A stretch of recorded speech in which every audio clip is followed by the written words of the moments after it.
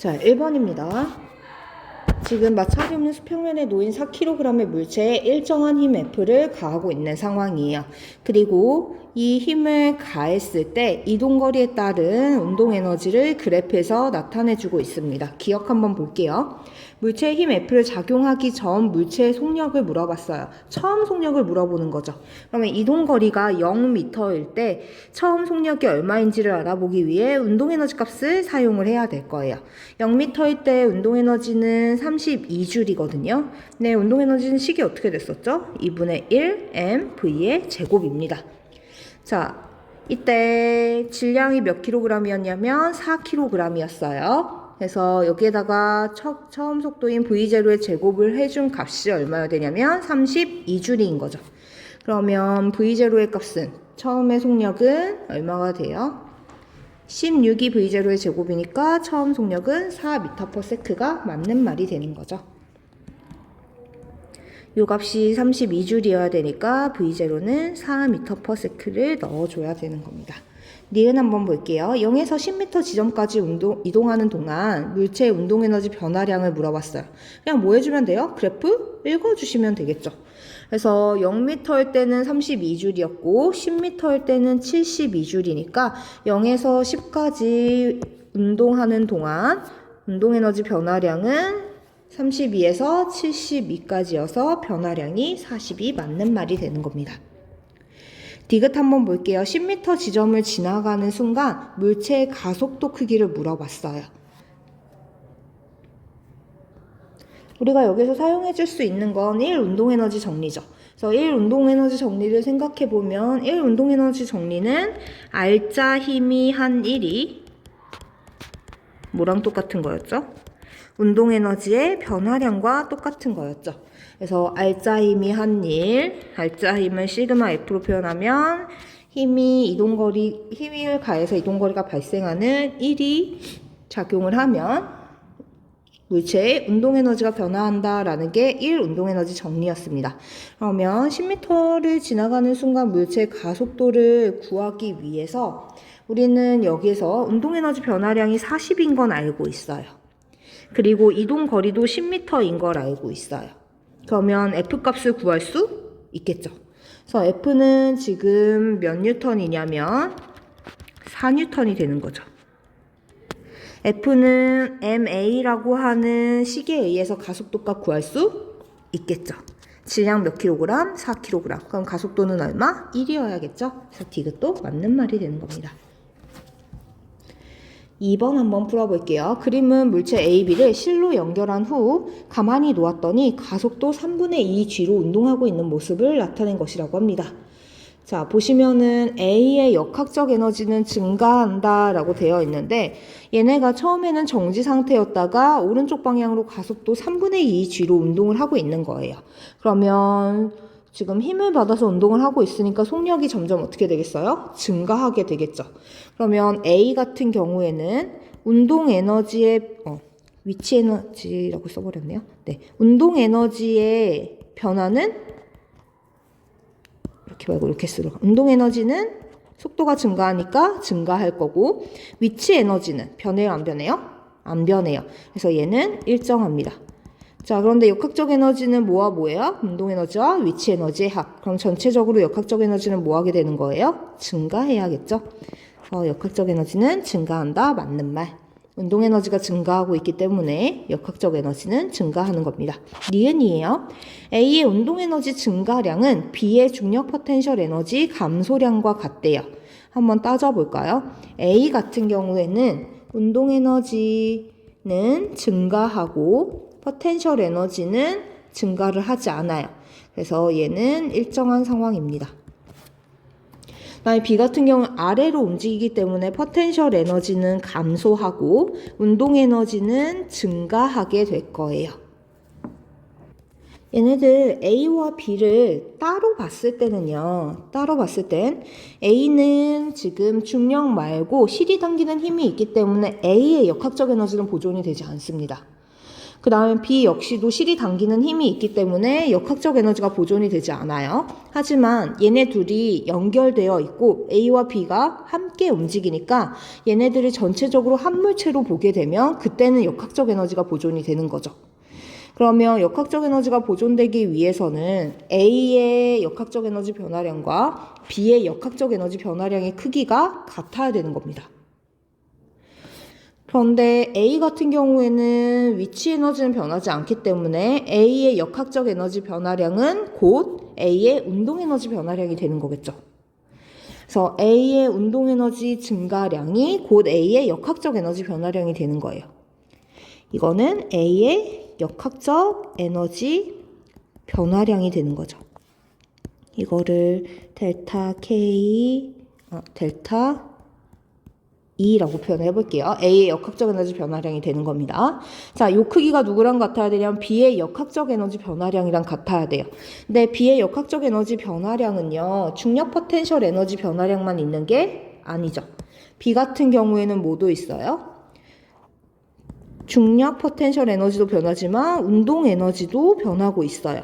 그래서 요 A의 역학적 에너지 변화량은 B의 역학적 에너지 변화량이랑 같아야 되는 거고, 이 A의 역학적 에너지 변화량은 곧 A의 운동 에너지 증가량이기 때문에 니은은 답이 아니게 되는 겁니다.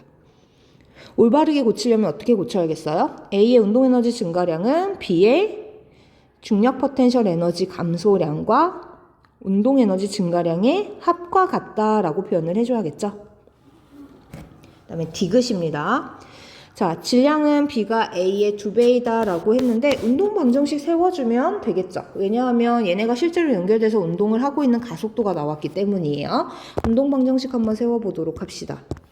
자, 지금 B에 가해지는 중력에 의해서 A와 B가 함께 움직이고 있는 상황이에요. 그런데 그때 가속도가 얼마냐면 3분의 2G라고 얘기를 했습니다. 그러면 일단 G 사라질 거고요. G랑 G랑 사라지고, 다음에 3배 MB가 2배 MA 더하기 2배의 MB가 되는 거죠. 정리하면 MB는 2배의 MA가 되니까 디귿은 맞는 말이 되는 거죠. 3번 한번 보죠. 그림은 실로 연결된 질량이 2kg의 물체를 연직 윗방향으로 당겼더니 물체가 연직 아랫방향으로 4m/s 제곱에 일정한 가속도로 운동하는 것을 나타낸 거라고 합니다. 자, 이때 물체가 5m 운동하는 동안 이에 대한 설명으로 옳은 것을 있는 대로 골라보라 라고 하네요. 지금 보시면 물체가 연직 아랫방향으로 4m/s 제곱의 일정한 가속도로 움직여요. 가속도는 누구 때문에 만들어지는 거냐면 알자 힘에 의해서 가속도가 발생을 하는 거죠. 그럼 얘의 알자 힘이 얼마라는 거예요? 질량이 2kg이니까 8N이다 라는 거를 여기서 얻을 수가 있어요. 네, 질량을 가진 모든 물체는 무슨 힘을 받죠? 중력을 받습니다. 그래서 이 물체는 아래로 중력 가속도가 10이니까 20N만큼의 중력을 받을 거예요. 그런데 알자 힘이 어디로 발생을 해야 되냐면 아래쪽으로 8N의 알자 힘이 발생을 해야 돼요. 그러면 사람이 실로 위에서 끌어당기는 힘의 크기가 얼마여야겠어요? 12N이어야겠죠. 왜냐하면 지금 얘를 식으로 표현해 보면 중력 마이너스 손이 당기는 힘 F가 8N이 되는 거고 중력의 크기가 20N이기 때문인 겁니다. 그러면 손이 물체를 당기는 힘의 크기는 8N이 아니라 몇 N이어야 돼요? 12N이어야겠죠. 얘는 땡. 자, 중력이 물체의 한 1이에요. 1은 힘과 이동 거리의 곱이죠. 힘과 이동 거리의 곱이니까 중력의 크기는 20N, 이동 거리 5m 발생했어요. 그러면 1의 크기는 100J이 돼야겠죠. 그래서 니은은 맞는 말. 디귿입니다. 물체의 운동 에너지 증가량이에요. 1 운동 에너지 정리에 의하면 운동 에너지 변화량은 누구랑 똑같은 거예요? 알자 힘이 한 1과 같아야겠죠. 알자 힘이 한 1과 같아야 됩니다. 그러면 R자인 몇 뉴턴? 8뉴턴. 이동거리 얼마? 5m. 몇 줄? 40줄이 돼야 되는 거죠. 그래서 디귿은 땡. 4번이에요. 부동산은 마찰이 없는 경사면에 질량이 5kg의 물체를 가만히 놓았더니 물체가 등가속도 운동하는 것을 나타낸 거라고 합니다. 나는 물체를 놓은 순간부터 물체의 속도를 시간에 따라 나타냈대요. 0에서 2초까지 이에 대한 설명으로 옳은 것을 있는 대로 골라보라 라고 되어 있네요. 자, 기억입니다. 물체의 중력 포텐셜 에너지 감소량을 물어봤어요. 그런데 이 물체가 내려오면서 중력 말고는 작용한 힘이 있어요? 없어요? 없습니다. 그러면 중력만 작용한 거니까 무슨 에너지 보존이 일어나야 돼요? 역학적 에너지 보존이 일어나야 됩니다. 얘는 지금 내려오면서 중력 포텐셜 에너지는 감소하고 있고요. 그 다음에 운동 에너지는 어떻게 돼요? 증가하고 있어요. 전체적인 역학적 에너지는 변화하면 안 되기 때문에 중력 포텐셜 에너지의 감소량은 운동 에너지 증가량과 동일해야겠죠. 그러면 0에서부터 2초까지의 운동 에너지 변화량을 구하면 그게 곧 중력 포텐셜 에너지 감소량이 되겠죠. 그러면 구해보도록 합시다. 운동 에너지 변화량은 2분의 1 곱하기 질량 몇 킬로그램? 5kg 곱하기 나중 속도의 제곱 빼기 처음 속도인데 나중 속도 100이고 처음 속도 0이니까 10이고 0이니까 10의 제곱이 되는 거죠. 구해보면 얼마가 나와요? 250이 나와야겠죠. 그래서 기억은 맞는 말. 이걸 좀 올려드릴게요. 이렇게. 자, 그 다음에 니은입니다. 알짜임이 한 일을 물어봤어요. 알짜임이 한 일이 곧 뭐예요? 운동에너지의 변화량이죠. 그러면 위에서 이미 구했네요. 뭐예요? 250줄이 되야겠죠. 그래서 얘는 누구랑 똑같은 거냐면 운동에너지의 변화량이고 그 값은 요거랑 같은 거니까 250줄이 돼야 되는 거죠. 250줄. 디귿입니다. 중력이 한 일을 물어봤어요. 중력이 한 일은 포텐셜 에너지의 변화량과 같습니다. 우리 수업 시간에 무슨 얘기 했었냐면 포텐셜 에너지라고 하는 거는 중력을 거스르고 해준 1의 값이라고 얘기를 했죠. 그럼 포텐셜 에너지가 중력이 1을 했기 때문에 감소하게 된 거죠. 포텐셜 에너지 감소량은 곧 운동 에너지의 증가량이고 얘도 몇 줄이 돼야 돼요? 250줄이 돼야겠죠. 5번이에요. 그림은 물체가 곡선 경로를 따라 운동하는 것을 나타내는 거고요. P에서 출발해서 각 지점들을 지나가는 위치와 높이, 속도를 알려주고 있는 상황입니다.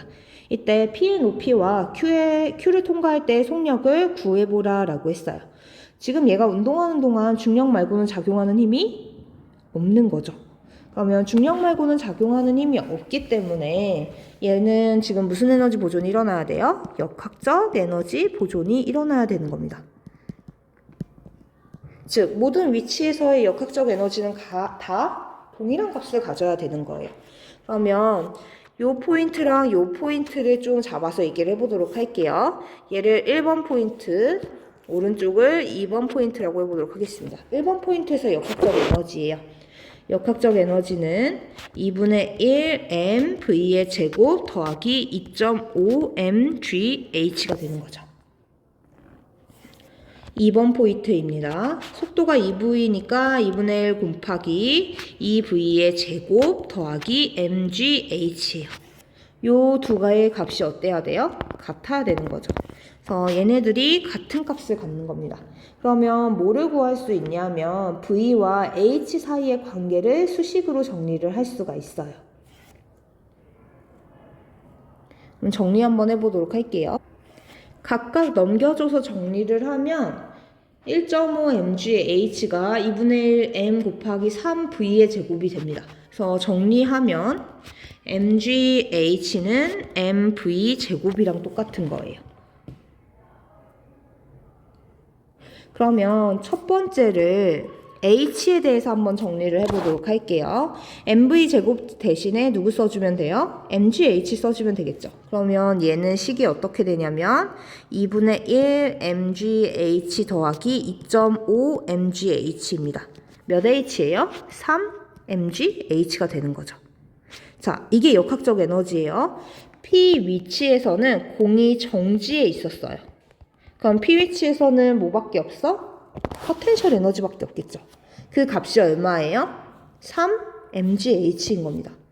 3mgH라는 건 질량 m 곱하기 중력가속도 g 곱하기 3h인 거죠. 그럼 P점의 높이는 얼마여야 되냐면 3h가 돼야 되는 거예요. 그 다음에 얘를 또 mv 제곱으로 정리를 해보면 mgh 대신에 mv 제곱 쓰면 되는 거라 3mv 제곱이죠.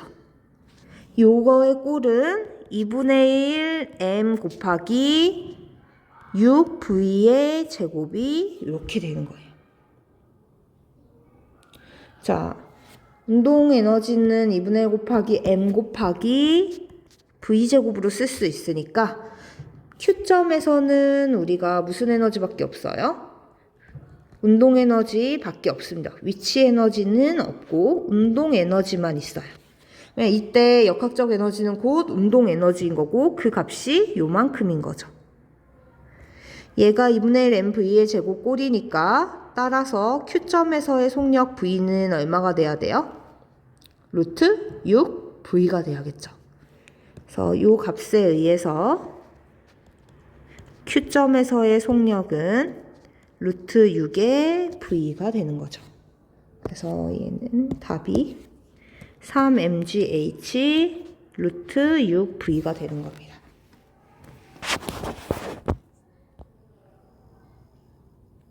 (6번이에요) 그림은 마찰이 없는 수평한 시럼대 위에 질량이 이렇게 연결되어 운동하는 모습을 나타낸 것이라고 해요. 얘가 좀 조건이 부족한데요. 처음에 무슨 상태였냐면 정지 상태에서 출발을 한 거예요.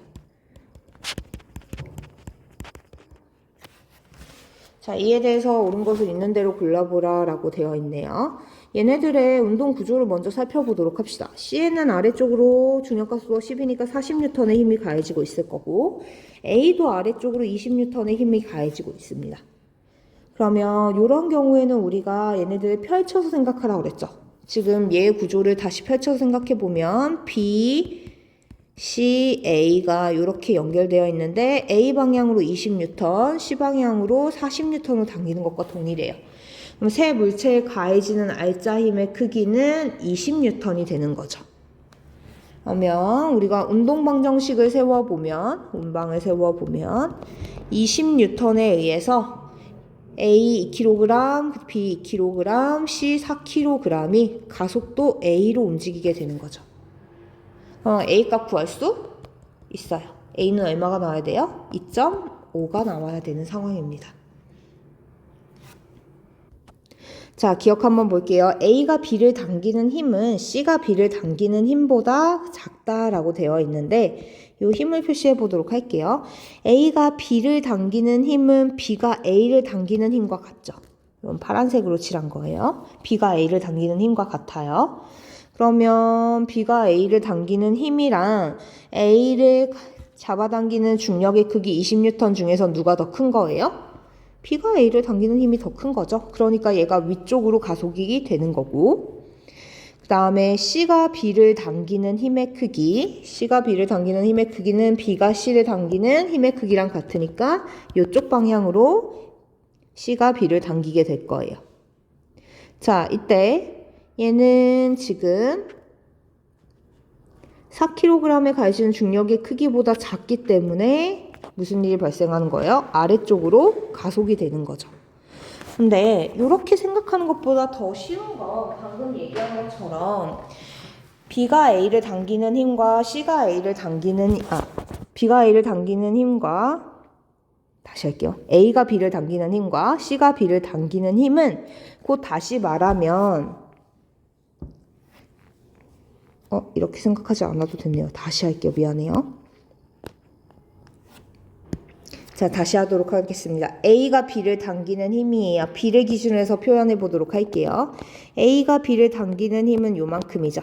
A가 B를 당기는 힘. 그 다음에 C가 B를 당기는 힘이에요. C가 B를 당기는 힘은 이쪽으로 요렇게. 그런데 보시면 알짜 힘의 방향은 B 입장에서는 어느 쪽이에요? 오른쪽이죠. 알짜 힘이 오른쪽으로 작용한다는 건 왼쪽 힘이랑 오른쪽 힘 중에 누가 더 큰 거예요? 오른쪽 힘이 더 큰 거죠. 그래서 기억은 맞는 말이 되는 겁니다. 제가 설명을 괜히 헷갈리게 했네요.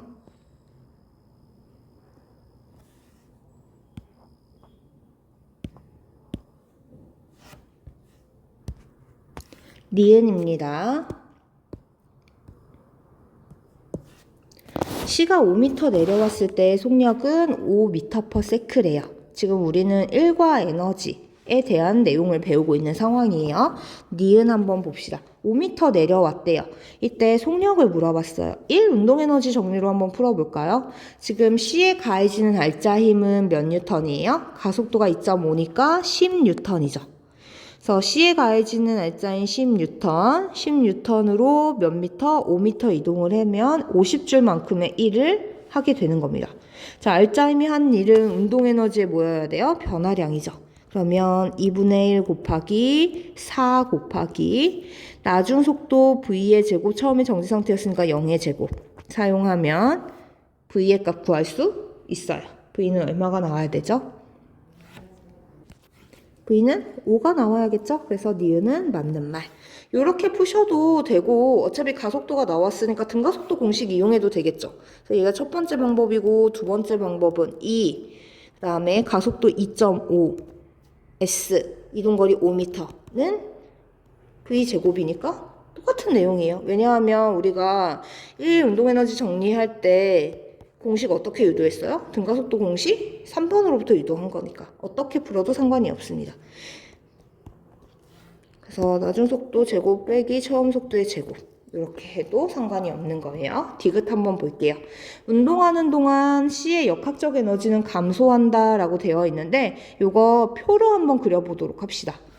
지금 표를 어떻게 그릴 거냐면 A, B, C의 표를 한번 그려보도록 할게요. 디귿이에요. A, B, C의 역학적 에너지와 운동 에너지의 변화량을 한번 생각해 보도록 할게요. 그래서 델타 KE와 델타 PE를 A, B, C로 나누어서 한번 기록을 해 보도록 할게요. 칸이 너무 좁은가? 일단 좀 진한 걸로 다시 해보도록 합시다. 자, 일단 A 같은 경우에는 위로 올라가고 있으니까 위치 에너지는 증가했어요. 그 다음에 운동 에너지는 당연히 가속 운동하니까 증가했습니다. B 같은 경우에는 위치 에너지는 변화가 없어요. 그 다음에 운동 에너지는 증가했죠. C 같은 경우에는 위치 에너지는 감소했어요. 근데 운동 에너지는 증가했죠. C의 역학적 에너지가 증가했는지 감소했는지를 알고 싶으면 뭐를 해야 되냐면 C의 운동 에너지 변화량과 위치 에너지 변화량 중에 누가 더 큰지를 알아야 됩니다. 그런데 A, B, C는 실로 연결되어 한 물체이기 때문에 한 물체이면 얘는 전체적으로 역학적 에너지가 뭐여야 돼요? 보존이 돼야 되는 거예요. 전체적인 역학적 에너지가 보존이 되려면 증가량과 감소량이 같아야겠죠. 그래서 표시를 좀 해보면 증가량은 요만큼이에요. 증가량은 요만큼이죠. 감소량은 요만큼입니다. 얘네 둘의 값이 어때야 돼요? 같아야 되는 상황이에요. 그래서 얘네 둘의 값이 같아야 되니까 플러스 4개를 더한 것과 마이너스 하나가 같으니까 마이너스가 훨씬 더 값이 큰 거죠. 그럼 당연히 C 입장에서는 포텐셜 에너지 증가량보다 포텐셜 에너지 감소량보다 운동 에너지 증가량이 더 작은 값을 가져야겠죠. 그럼 운동하는 동안 C의 역학적 에너지는 어떻게 되는 거예요? 감소해야 되는 겁니다. 이렇게 풀어주실 수 있어요. 7번 한번 볼게요. 그림 가는 지면으로부터 높이가 1m인 지점에 가만히 놓은 질량이 m인 물체가 마찰이 없는 빗면을 따라 운동하는 것을 나는 이 물체의 운동에너지를 높이에 따라 나타낸 것이라고 합니다. 얘는 지금 운동하는 동안 중력 말고 작용하는 힘이 없어요. 그래서 중력 말고 작용하는 힘이 없으면 역학적 에너지가 어떻게 돼야 돼요? 보존이 돼야겠죠. 그래서 역학적 에너지가 보존이 되겠구나. 이 말은 얘가 1m에서 갖고 있었던 포텐셜 에너지가 뭘로 전환되겠어요? 운동 에너지로 전환이 되는 거겠죠. 그러면 높이 1m에서 내려가는 동안 운동 에너지가 증가하게 되는데 이때 운동 에너지 변화량이 곧 뭐가 되는 거예요? 포텐셜 에너지의 변화량이 되는 거죠. 그러면 1m 지점에서는 포텐셜 에너지가 최대고 0m 지점에서는 운동 에너지가 최대인 거죠. 즉, 운동 에너지의 최대값이 1m 지점에서의 중력 포텐셜 에너지가 되니까 기억은 40줄이 되어야 되는 거예요. 운동 에너지의 최고값이. 그 다음에 니은입니다. 물체의 질량은 4kg이다 라고 되어 있는데 우리 계산해 보면 되죠. 40줄이 지금 위에서 뭐라 그랬어요? 포텐셜 에너지. 그러면 포텐셜 에너지는 질량 m 곱하기 중력 가속도 10 곱하기 높이 1m가 40줄이 돼야 되는 거니까 질량은 4kg이 맞는 말이네요. 디귿입니다. 0.5m 지점에서 운동에너지와 중력 포텐셜 에너지는 같다라고 했어요. 지금 보시면 운동에너지와 중력 포텐셜 에너지의 최대값은 40줄입니다. 얘가 내려오면서 점차 운동에너지로 포텐셜 에너지가 전환이 됐었을 거예요. 이때 0.5m 지점을 읽어봤더니 운동에너지가 40줄이에요. 0.5m 지점에서는 운동에너지가 40줄입니다. 20줄 미안해요. 0.5m 지점에서는 운동에너지가 20줄이죠. 그런데 총 역학적 에너지는 몇 줄이었어? 40줄. 그러면 포텐셜 에너지가 몇 줄이어야 돼요? 20줄. 그러면 운동에너지도 20줄, 포텐셜 에너지도 20줄이니까 디귿은 맞는 말이 되는 거죠.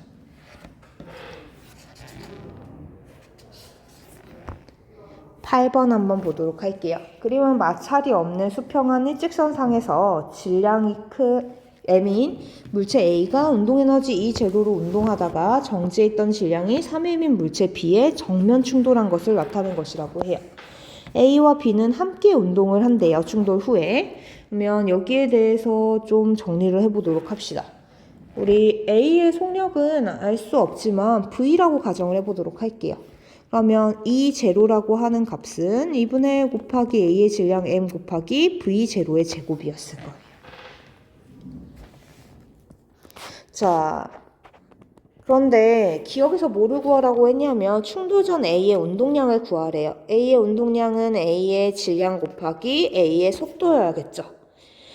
그걸 E0를 이용해서 표현했으니까 요 식에서 V값을 도출해야 된다라는 뜻이 되는 겁니다.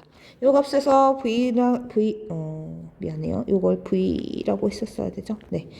V값을 도출을 한번 해보도록 합시다. V는으로 정리하면 V는 루트 2m, 2제로가 되는 거죠. 그래서 기억은 맞는 말. 자, 얘는 지금 충돌을 해요. 충돌을 할 때는 반드시 무슨 일이 발생을 해야 돼? 운동량이 보존이 돼야겠죠. 그러면 처음 충돌 전 운동량의 총합은 얼마냐면 m 곱하기 루트 2m 미안해요. 계산 잘못했죠. 미안. 생략을 하고 넘어가 버렸어요. 그래서 이거 정리 다시 해볼게요. V는 꼴로 바꿔주면 어떻게 되는 거예요? V는 m분의 2제로가 되는 거죠.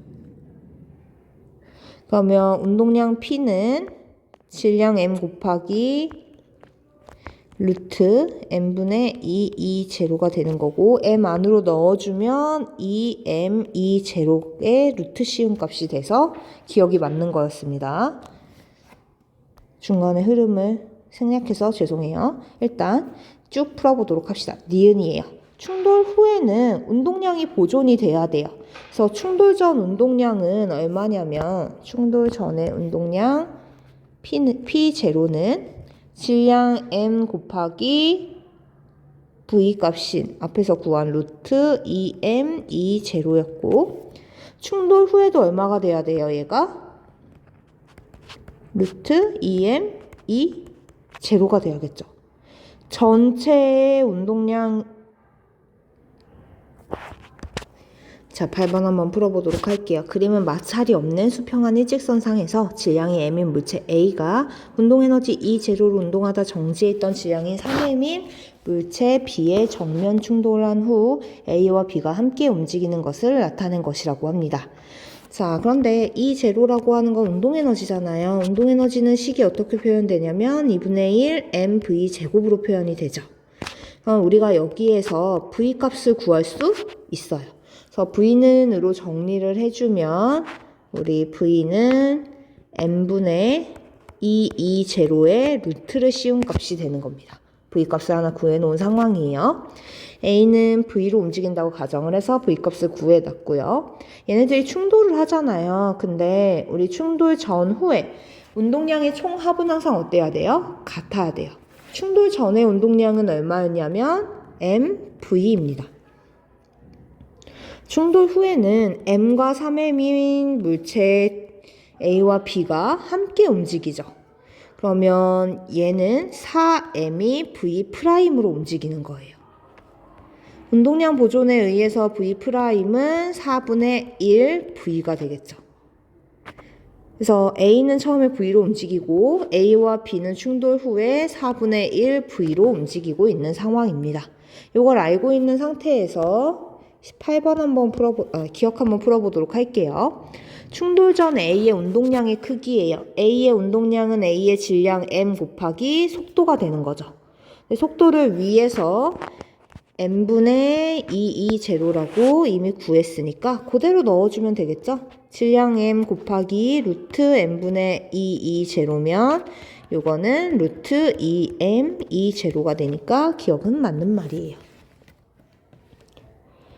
자, 충돌 후 A와 B의 운동 에너지예요. 얘네들 함께 움직이니까 한 물체로 봐도 무방합니다.